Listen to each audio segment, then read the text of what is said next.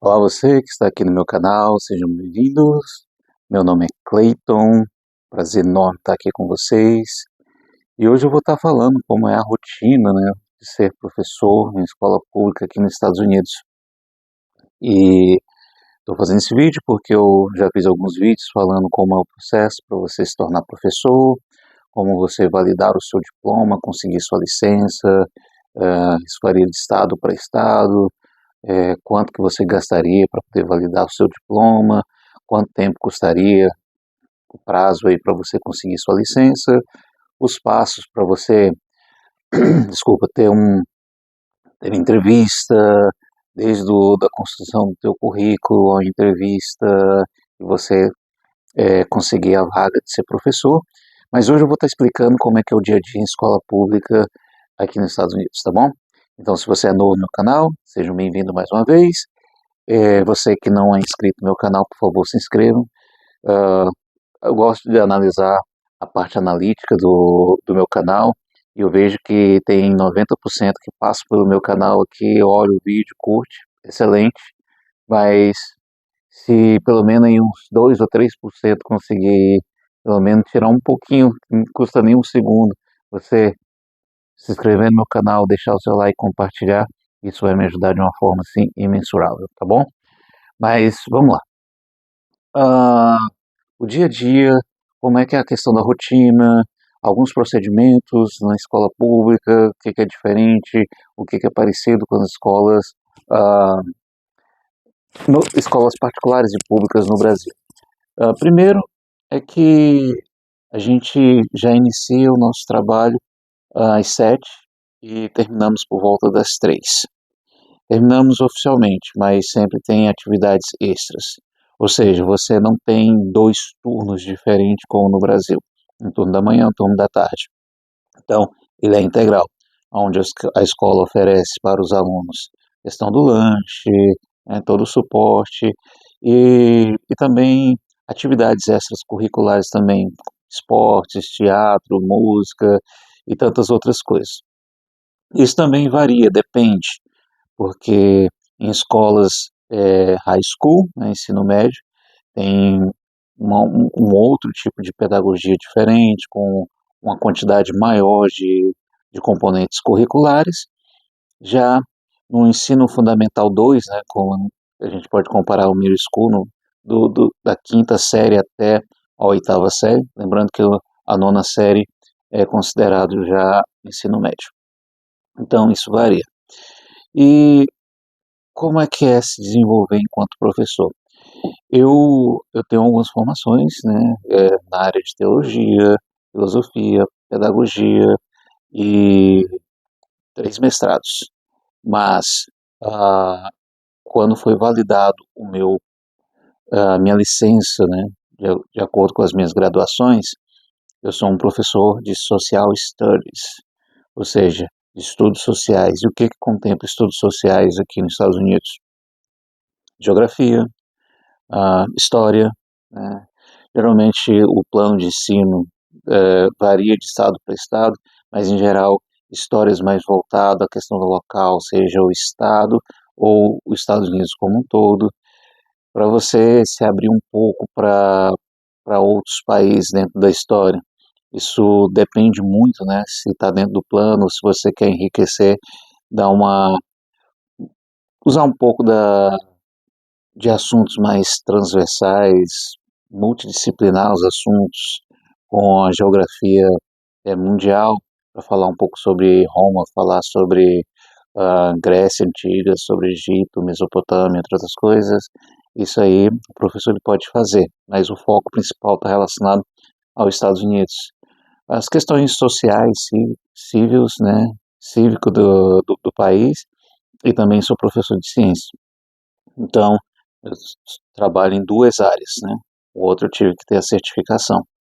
Mas o professor aqui na escola, a gente atua como professor, mas eu vejo como gestor de sala, no sentido de que Se você tiver problema com o aluno, questão comportamental, entre outras, dependendo da escola, se não tiver coordenador disciplinar, se não tem orientadora, o professor ele exerce essa função.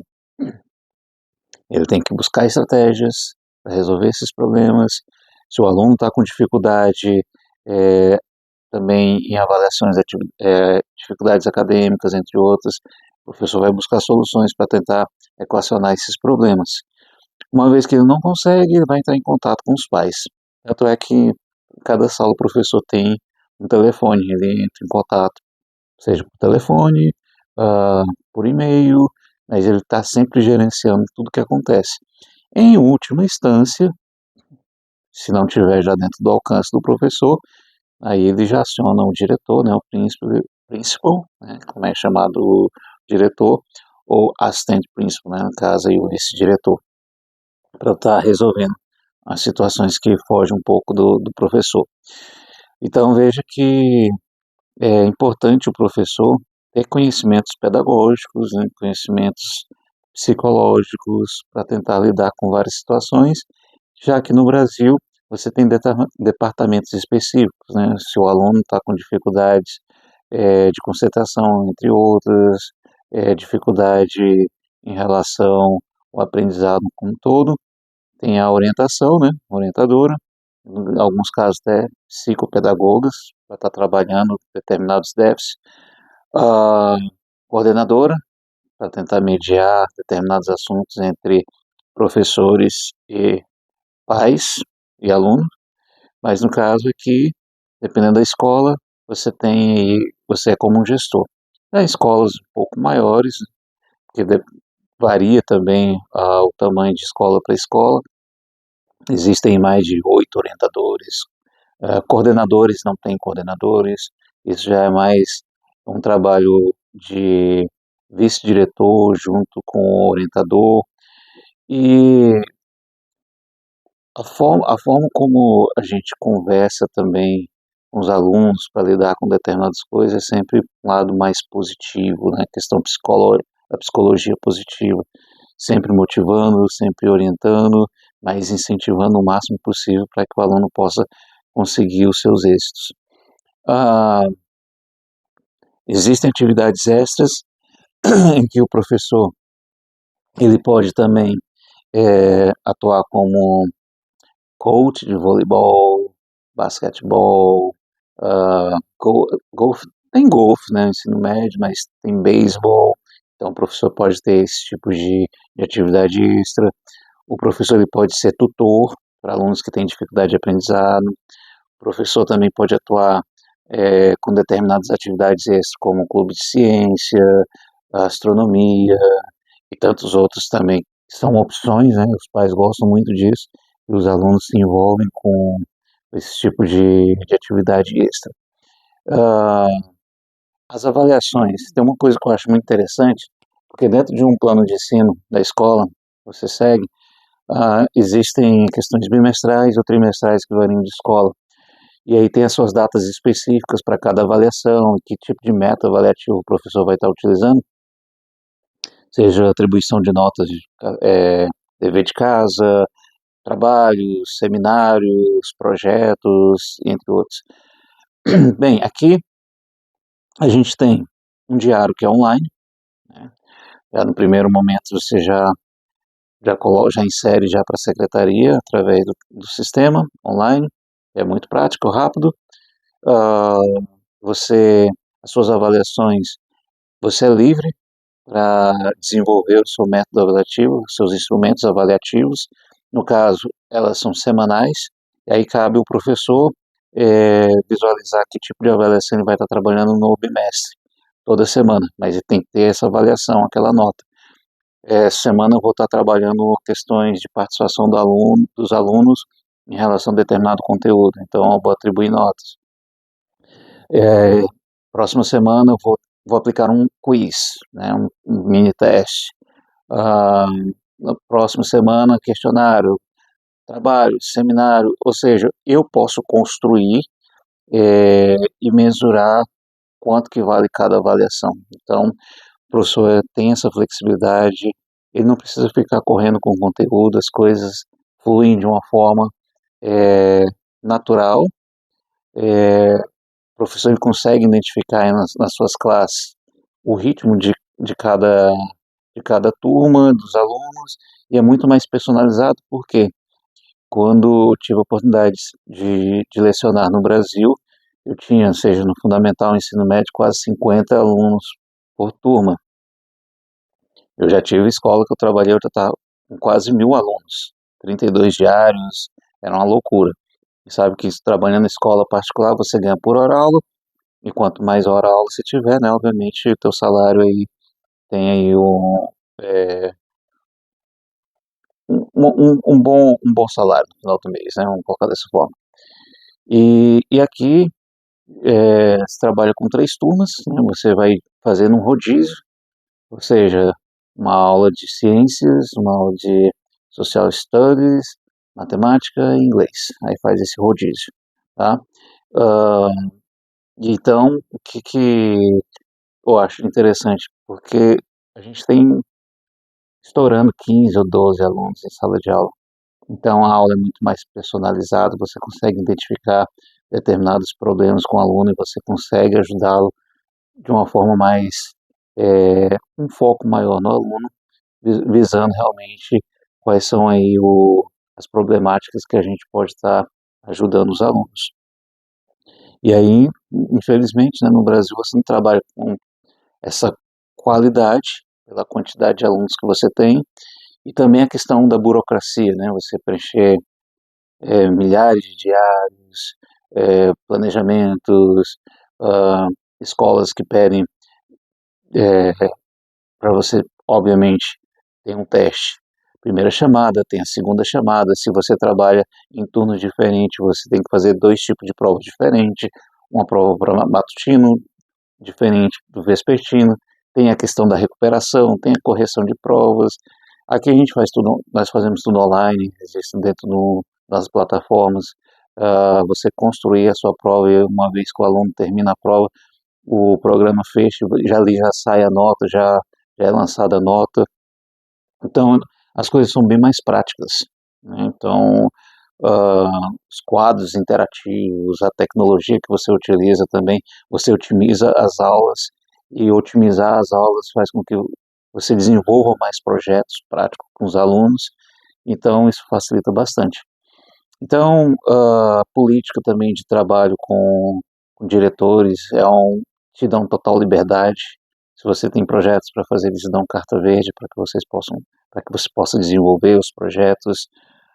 Trabalhar em escola pública também, você não lida muito com a questão de egos, o companheirismo é muito forte para você estar trabalhando é, com outros professores de outras áreas. Eu tive a oportunidade de estar trabalhando um determinado assunto com os alunos sobre mudanças climáticas, né, climate change, e, e dentro do que eu trabalhei com os alunos, eu coloquei situações, problemas, eles foram trazendo as soluções, né, que é o que a gente chama no Brasil de metodologia ativa, né. O professor ele não deve ser protagonista, mas ele deve colocar o protagonismo do estudante, em que o professor direciona as situações e o aluno traz, né, as soluções. Eu acho isso fantástico, de uma forma até científica de trabalhar com os alunos, a forma de pensar e construir ideias. E o desfecho foi com a ajuda do diretor, com o suporte do superintendente, nós conseguimos entrar em contato com a senadora aqui nos Estados Unidos, em Illinois, e enviamos carta dos alunos em relação às preocupações, em relação às questões climáticas, o que poderia mudar, o que eles esperam, né, a geração espera em relação aos políticos para que determinadas ações possam ser executadas em prol das mudanças climáticas. E tivemos resposta, a senadora recebeu as cartas, depois eu mostro o documento, é, ela entrando em contato comigo. Então, esse tipo de trabalho, seja aqui ou seja em qualquer outro país, ele é importante porque esse protagonismo dos alunos fazem com que as aulas não sejam mesmices. Mas, repito, esse tipo de projeto e tantos outros, eles só ocorrem quando o professor ele trabalha com qualidade.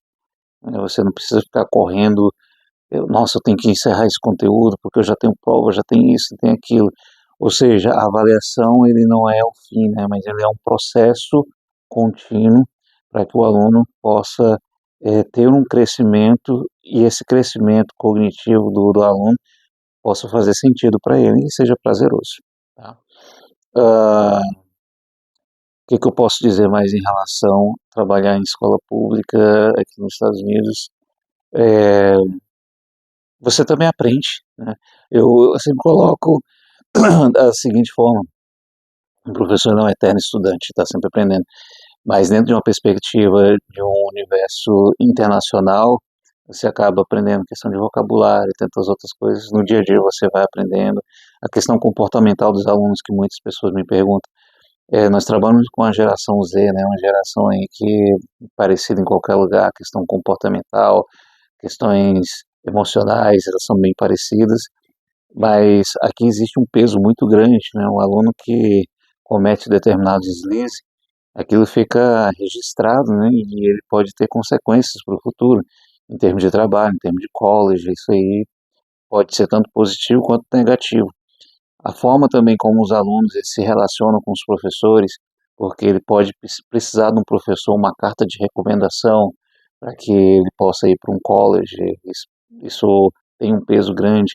O network entre os próprios alunos também, em termos de emprego e outras coisas, é, mostra que existe essa união, né, entre eles, uma questão bem corporativista.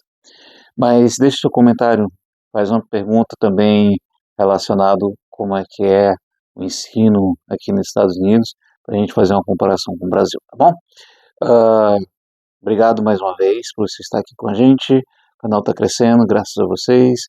Eu já iniciei meu podcast, vou estar colocando aqui para vocês também, para vocês acompanharem. Meu podcast, o nome é Café com Ideias USA.